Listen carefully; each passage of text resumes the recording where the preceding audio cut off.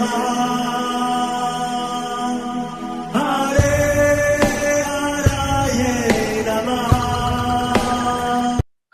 कृष्णा जी, आप सबका बहुत बहुत स्वागत है। मंगलाचरण आरंभ करते हैं। ओम नमो भगवते वासुदेवाय। ओम अज्ञानतिमिरान्धस्य ज्ञानाञ्जनशलाकया चक्षुरुन्मीलितं येन तस्मै श्रीगुरवे नमः। नमः ओम विष्णुपादाय कृष्ण प्रेष्ठाय भूतले श्रीमते भक्ति वेदांत स्वामिनिति नामिने। नमस्ते सारस्वते देवे गौरवाणी प्रचारिणे निर्विशेष शून्यवादी पाश्चात्य देश तारिणे।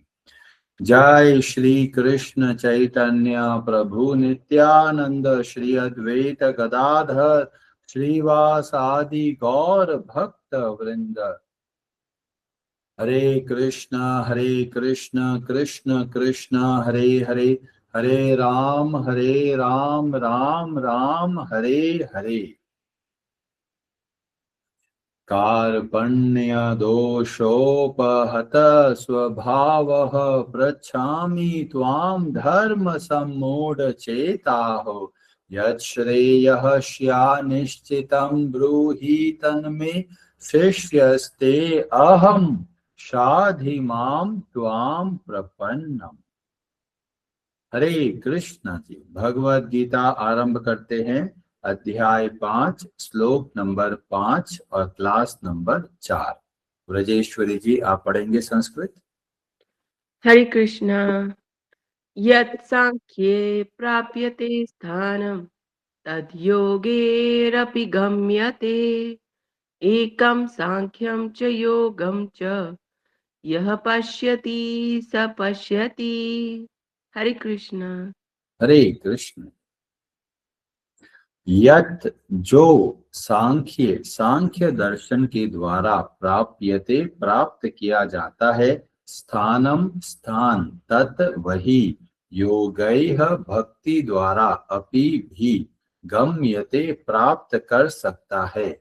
एकम एक, सांख्यम विश्लेषण आत्मक अध्ययन को, च तथा योगम भक्तिमय कर्म को, च तथा यह जो पश्यति देखता है, सह वह पश्यति वास्तव में देखता है।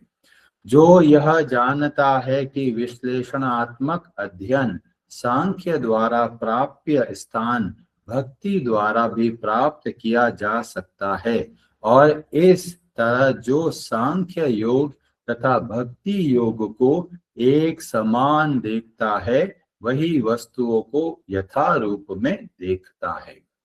हरे कृष्णा जी। भगवद गीता बहुत ही अद्भुत ग्रंथ है। अगर ये भगवद गीता नहीं होती तो हम सोच ही नहीं पाते कि हमारा कल्याण कैसे संभव है। बहुत समाज में लोग सोचते थे कि जो परिवार को छोड़कर और हिमालय चला जाता है, आश्रम में रहता है और साधना करता है, केवल वही मोक्ष का अधिकारी है। पर जैसे ही ये भगवद गीता का अध्ययन करते हैं तो भगवान बताते हैं कि जो परिवार में रहने वाले लोग हैं, जो अपना रेस्पॉन्सिबिलिटीज को अच्छे से निभाते हैं, वे भी मोक्ष को प्राप्त कर सकते हैं। और यहाँ पर बोला गया एकम सांख्यम च योगम च, तो परिवार में रहे या परिवार को छोड़ के जाए, दोनों के अवस्था में परिणाम एक मिलेगा अगर उद्देश्य एक है। और हमने बहुत विस्तार से बताया कि उद्देश्य एक का क्या मतलब है। तो हमने बताया मनुष्य जन्म अगर लिया है तो उसका एक ही उद्देश्य है, और वो क्या है? अन्ते नारायण स्मृति है। और फिर हमने बताया ये किस तरीके से अंत समय में हम भगवान श्री नारायण के प्रति कृतज्ञ हो सकते हैं। तो भगवद गीता के सिद्धांत के हिसाब से जब हर रोज हम भगवान श्री कृष्ण के प्रति कृतज्ञता के साथ में जीवन को जीते हैं तो ही अंत समय में हमको भगवान का स्मरण हो पाएगा।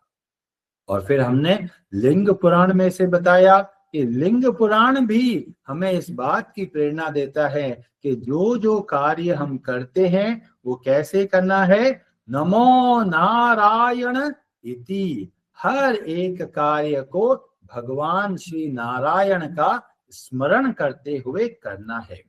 इतना सरल तरीके से भगवान श्री कृष्ण हमें आदि आदि लाइन के अंदर इतना अद्भुत बात बताते हैं। और ऐसा ही वर्णन हमको देखने को मिलता है श्रीमद् भागवतम में। श्रीमद् भागवतम बहुत ही स्पेशल ग्रंथ है। उसके अंदर जो ये स्कंद 11 जिसको बोलते हैं कैंटो नंबर 11 और उसका अध्याय 2, उस ये पूरा जो सेक्शन है यह कहलाता है उद्धव गीता, जिसमें भगवान श्री कृष्ण और उद्धव के बीच में बहुत अद्भुत डिस्कशन होता है। और उसके अंदर भी और नेस्टिंग होती जाती है। उसके अंदर एक और डिस्कशन चलता है, उसके अंदर एक और डिस्कशन चलता है। तो इस तरीके से ये बहुत स्पेशल पार्ट है। और इसके जो अध्याय 2 है वो बहुत स्पेशल है, क्योंकि इसके अंदर एक ऐसा स्पेशल डिस्कशन देखने को मिलता है जो हमें बहुत प्रेरणा देता है। और ये डिस्कशन चलता है महाराज निमि और नव योगेंद्र के बीच में। नव योगेंद्र कौन है? ये ऋषभ देव जी के 100 पुत्रों में से जो 9 पुत्र है वो सन्यासी बन जाते हैं और सन्यासी बनकर जगह जगह पर भ्रमण करते हैं। तो ये है नव योगेंद्र। और महाराज निमि वो कौन है? वो कहलाते हैं विदेह। विदेह का मतलब है शरीर के अंदर रहते हुए भी शरीर के साथ में किसी भी तरह का आकर्षण नहीं है। तो शरीर में रहते हुए भी शरीर से परे हैं, ऐसे लोगों को बोला जाता है विदेह।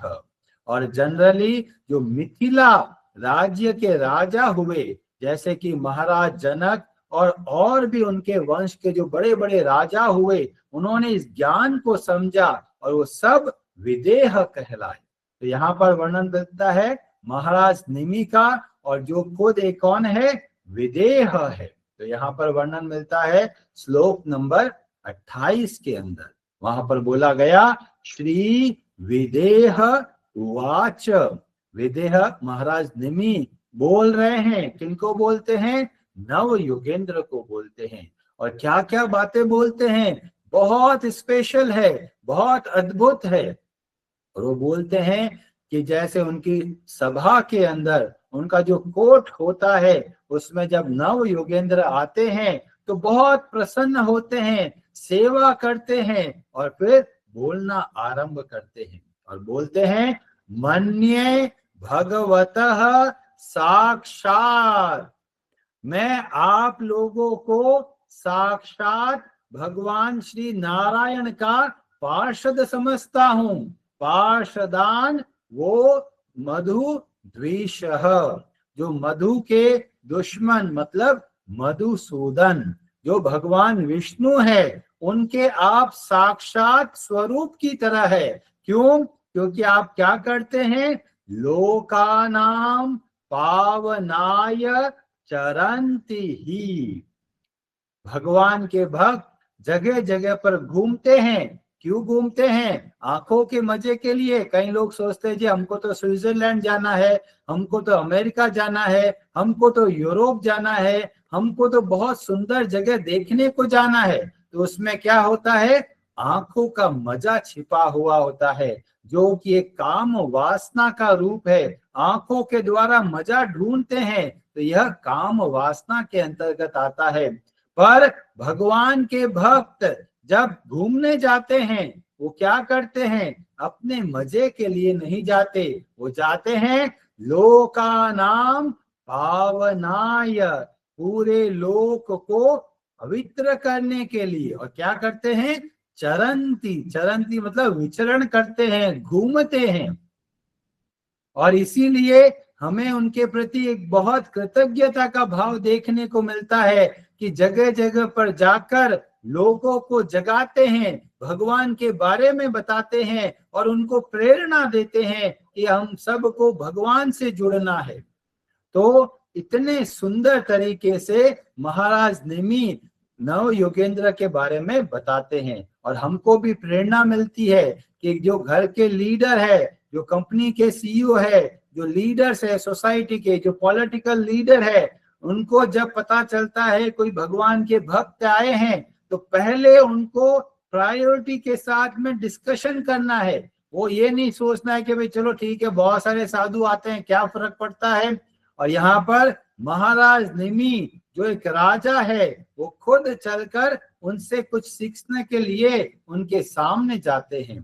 तो लोका नाम पावनाय चरंती ही, और उसके बाद में बोलते हैं दुर्लभो मानुषो देहो। बहुत बहुत मुश्किल से हमको मनुष्य का जन्म मिलता है, पर लोग अपने मजे के लिए इस मनुष्य शरीर का कितना दुरुपयोग करते हैं। सोचते हैं आराम से भक्ति करेंगे, जब बुढ़ापा आ जाएगा, पर बुढ़ापे में भी भक्ति संभव नहीं है। तो मनुष्य का जन्म मिला है, ये कैसा है, बहुत दुर्लभ है, आसानी से मिलने वाला नहीं है। जो लोग सोचते हैं जिंदगी ना मिलेगी दोबारा, जितना चाहो मजा करो, वो बाद में बहुत पछताते हैं, क्योंकि मनुष्य का शरीर मिलना बहुत बहुत भारी कृपा है। मनुष्य का शरीर मिला, पर उसमें एक प्रॉब्लम है कि क्या प्रॉब्लम है, क्षण भंगुरः। क्षण भंगुरः का मतलब है कभी भी खत्म हो सकता है। तो मनुष्य का जन्म मिला और उसके अंदर एक और अद्भुत बात हो जाए, और वो क्या है, तत्रापि दुर्लभम मन्ये। और मनुष्य का जन्म मिल गया और उससे भी बढ़कर एक और दुर्लभ चीज है जो हमारे साथ हो सकती है, और वो क्या होता है, तो बोला गया वैकुंठ प्रिय दर्शनम। वैकुंठ का यहाँ पर मतलब है भगवान विष्णु या भगवान नारायण। प्रिय मतलब जो भगवान विष्णु के प्रिय है, मतलब भगवान विष्णु के प्रिय कौन है, जो भगवान के भक्त हैं। जब कोई भगवान के भक्त का दर्शनम, दर्शन करते हैं, जब भगवान के भक्तों से मिलन होता है और उनसे शिक्षा मिलती है, तो बोला गया और भी दुर्लभ है। क्योंकि जैसे ही कोई भक्त का हमारे जीवन में आगमन होता है, हम देखते हैं जीवन में क्रांतिकारी परिवर्तन आ जाता है। जो हम लोग देखेंगे पहले हमारा जीवन कैसा था, और जब भक्त हमारे जीवन में आते हैं तो जीवन में कितना भारी परिवर्तन आ गया। और इसीलिए महाराज निमि बोलते हैं मनुष्य का जन्म मिला बहुत दुर्लभ है, और उससे भी दुर्लभ है भगवान के भक्तों का संग मिलना। और इस तरह से डिस्कशन चलता है और नव योगेंद्र बहुत अद्भुत बातें बताते हैं एक के बाद एक। पर हमारे इस कॉन्टेक्स्ट के हिसाब से जो बात बहुत महत्वपूर्ण है वो नव योगेंद्र बताते हैं श्लोक नंबर 36 में। और वहां पर स्पेशल बात हमको सिखाते हुए बोलते हैं कायेन वाचा मनस इंद्रिये वा। चाहे कोई शरीर से कार्य करे, चाहे वो वचनों से कार्य करे, चाहे कोई मन से कार्य करे, चाहे वो इंद्रिय से कार्य करे, बुद्धय आत्मना वा अनुसृत स्वभावता। या कोई व्यक्ति जो जो अपने स्वभाव के हिसाब से कार्य करता है, करोति यद यत, जो जो कार्य कोई भी मनुष्य करता है, कैसे भी कार्य करता है, वो किस तरीके से करना है, तो बोला गया परस्मै नारायण इति समर्पयेत तत्। हर एक कार्य को कैसे करना है, भगवान नारायण को समर्पण करना है। ये भाव के साथ में हमको हर एक कार्य करना है, चाहे सुबह उठ के ब्रश करते हैं, नहाते हैं, भोजन करते हैं, भगवान की आरती करते हैं, ऑफिस का कार्य करते हैं, परिवार का ध्यान रखते हैं, परिवार को ध्यान से चलाते हैं, घर की व्यवस्था करते हैं। जो जो कार्य, और केवल शरीर से ही नहीं, मन से भी हम जो जो विचार लेके आ रहे हैं, और इंद्रियों के द्वारा, आंखों के द्वारा, जीभ के द्वारा, कानों के द्वारा हम क्या करना है? नारायण इति समर्पये। तो चाहे कोई साधु बने, चाहे कोई परिवार में रहे, मूल उद्देश्य एक ही है। और जब मूल उद्देश्य एक होता है तो परिणाम भी एक ही मिलता है। और इस तरीके से जो नव योगेंद्र है, स्पष्ट रूप से प्रेरणा देते हुए महाराज निमि को बोलते हैं कि आप राज्य चलाते हैं, चलाइए, परिवार को चलाते हैं, चलाइए, पूरी प्रजा का ध्यान रखते हैं, ध्यान रखिए, पर उद्देश्य क्या होना है? नारायण इति समर्पयेत। और ये इतना स्पेशल भाव है, जितना हम इस बात को समझेंगे हमारे जीवन के अंदर बहुत सारी दिव्यता आ जाएगी। हमारा कार्य जो सामान्य कार्य है वो दिव्य बन जाएगा। और इसी को आगे चल के बोलते हैं कि भगवान के भक्त, जो श्रेष्ठ भक्त है, वो कैसे जीवन को चलाते हैं। तो बोला गया, गृहीत्वा अपि इंद्रियर अर्थान।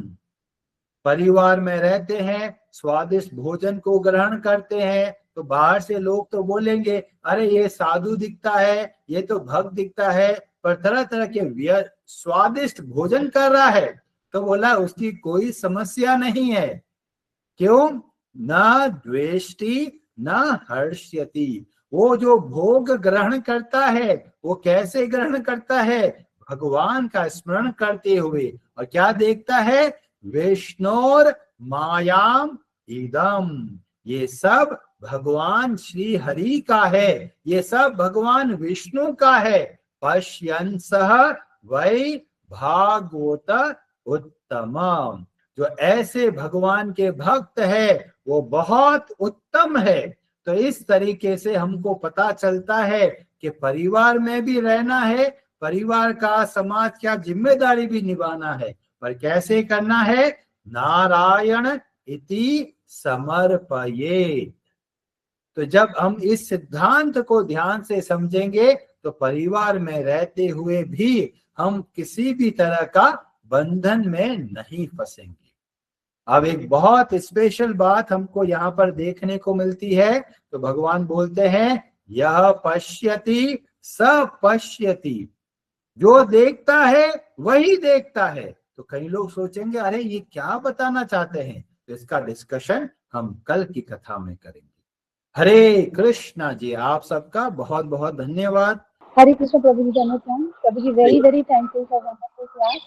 प्रभु जी, मुझे हमेशा ना सांख्य दर्शन जो है उसमें बहुत कंफ्यूजन रहता है, क्योंकि सांख्य का अर्थ होता है संख्या ना।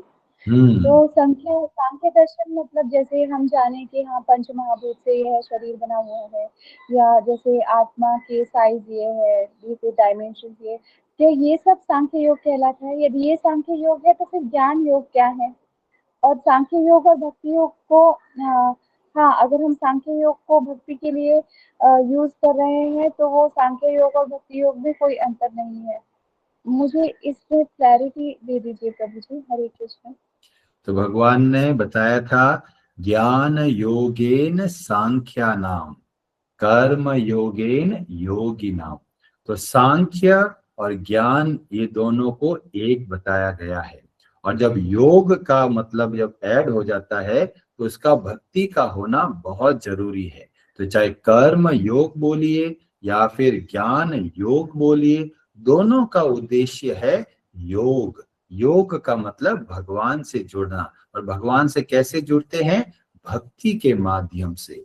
चाहे कोई सांख्य मार्ग में जाए, जो अपने आप को संख्याओं के हिसाब से देखे कि शरीर किस तत्वों से बना हुआ है, और मैं जो जीवात्मा हूं इन सारे तत्वों से अलग हूं। तो ये साधना के द्वारा, ज्ञान मार्ग के द्वारा इसको समझने का प्रयास करता है। वो बोलता है ना मैं शरीर हूं, ना मैं मन हूं, ना मैं बुद्धि हूं, और मैं कौन हूं? मैं सत्य चित्त और आनंदमय जो जीवात्मा हूं वह है। तो इस तरीके से वो क्या करता है? साधना करता है, ध्यान लगाता है। और इसको जब अध्याय 6 में पढ़ेंगे तब ध्यान के बारे में बहुत विस्तार से बताया गया। एकांत जगह पर जाकर कुटिया में निवास करते हैं और हर रोज ध्यान करते हैं। किस पे ध्यान करना है या किस पे ध्यान करते हैं? तो बताया गया भगवान श्री कृष्ण के ऊपर। तो उद्देश्य एक है और इसीलिए परिणाम एक मिलता है।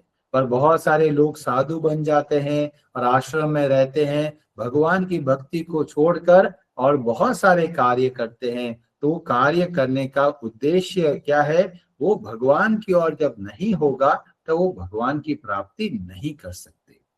तो सांख्य योग बहुत सरल तरीके से संख्याओं के द्वारा, जैसे 5 महाभूत, 5 इंद्रिया, 5 ज्ञानेंद्रिया, 5 कर्मेंद्रिया, मन, बुद्धि, अहंकार, ये सब अलग अलग तत्व है जो मुझसे अलग है।